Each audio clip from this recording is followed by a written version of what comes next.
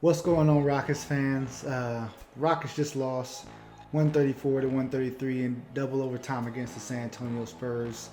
But I kind of have something I've been needing to get off my chest for a few weeks. And I would encourage you guys to go back and watch a video I released right before the season called The Russell Westbrook Experience. Russell Westbrook's probably my favorite athlete of all time, if not him, Kobe Bryant. So I've been following his entire career, know what he does great, seen his struggles, things he struggles at, and defended different parts of his career, different parts of his game over the years. But in that video, I kind of mentioned one thing I was concerned about coming to Houston, and just knowing his tendencies. One of the things I mentioned is that for Russ to really thrive in this offense, he's going to have to be comfortable he's going to have to be comfortable with games where he's only going to take 10 to 12 shots. Now, that doesn't mean he's going to average 10 to 12 shots, but there will be nights when he doesn't have it going or it just doesn't fit right, where he has to be comfortable, even if the game is close, even if the game is tight, taking just 12 shots a game. And I was worried about this tendency of his when he's struggling, when the team is struggling, to just resort to, and again, it's not necessarily his aggressiveness, but specifically the jump shots.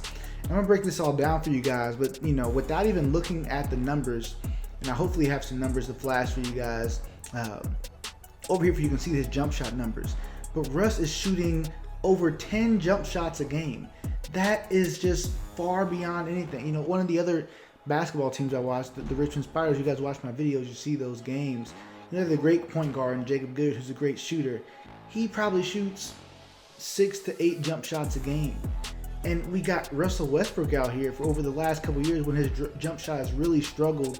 Out here, he's having games like tonight, guys. Russ probably took close to 20 jump shots tonight. It sounds crazy, but he took 6 threes, which isn't a whole lot like compared to what he usually shoots.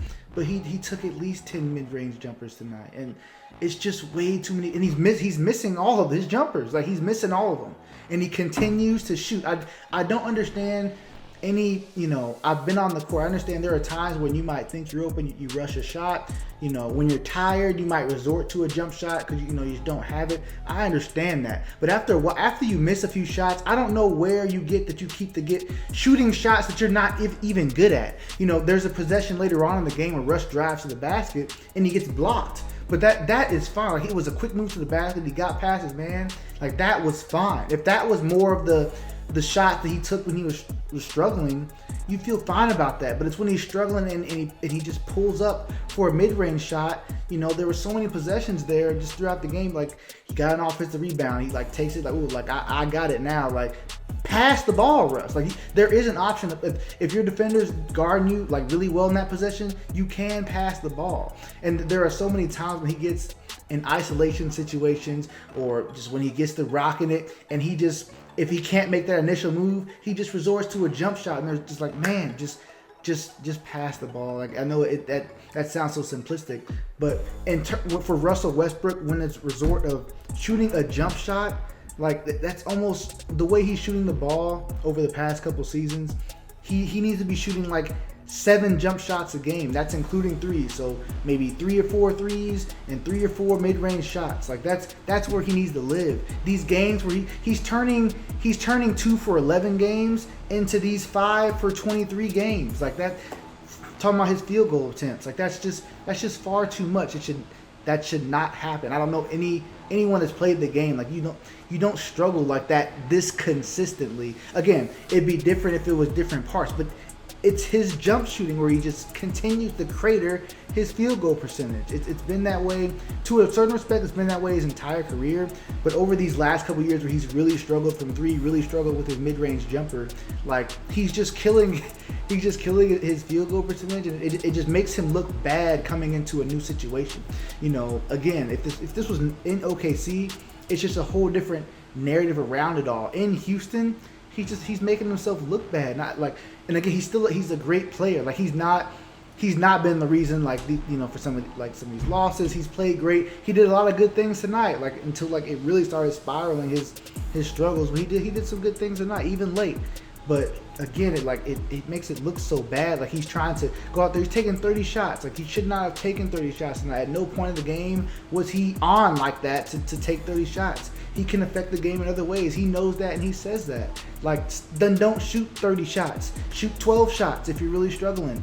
You do not have to shoot 30 shots. I don't care how you're struggling, what your name, your superstar last name is. You do not have to shoot 30 shots. You don't. And I just hate to see him go out there and force 30 shots upon the game like that, you know.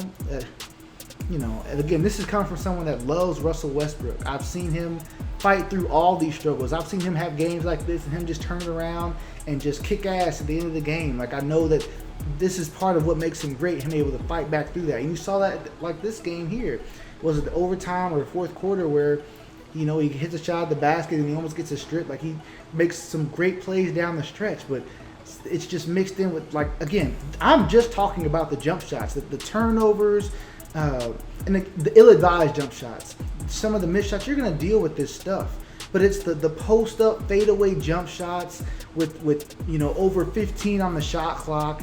It's these you know, isolation situations where, you know, there's a lot on the shot clock. I'm like, Russ, okay, yes, you couldn't get past your man. Don't force that into a post-up fadeaway jump shot. Just move the ball. Like, somebody else can get that bad of a shot.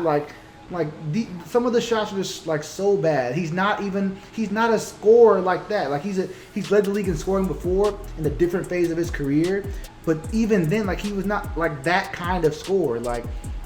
He shouldn't be taking these post-up mid fadeaway jump shots early in the shot clock or when he's struggling in the game.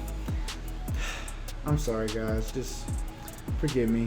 The Rockets lost this game. That's really the only thing of concern, was just how Russ played in stretches. He did some good things, but again, mixed in are just so many of these jump shots. I'm really tired of the jump shots.